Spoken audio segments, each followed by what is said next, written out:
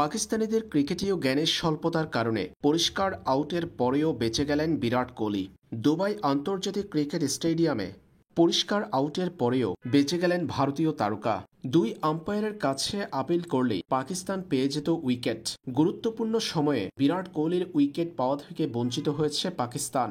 ভারত পাকিস্তানের high voltage লড়াইয়ে এদিন অবস্ট্রাক্টিং দ্য ফিল্ড আউটের শিকার হতে পারতেন বিরাট কোহলি। কমেন্ট্রি বক্স থেকে কোহলির সমালোচনা করেছেন ভারতীয় ধারাভাষ্যকার সুনীল গাভাস্কার।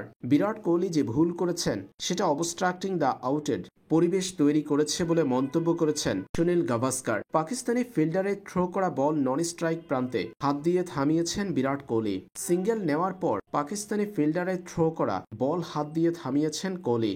তার পিছনে ছিল বাবর আজম। বলটা না থামালে বাবর আজমের কাছেই যেত বল। বিরাট কোহলি এমন বল থামানোই যদি বাবর আজম আপিল করতেন আম্পায়ারের কাছে, সেই ক্ষেত্রে অবস্ট্রাক্টিং দ্য ফিল্ড আউটের শিকার হতেন বিরাট কোহলি। কিন্তু পাকিস্তান সেটা না করায় বেঁচে যান ভারতীয় তারকা। এই ঘটনার পর বিরাট কোহলির ক্রিকেটীয় সেন্স নিয়ে প্রশ্ন তুলেছেন সুনীল গাভাস্কার।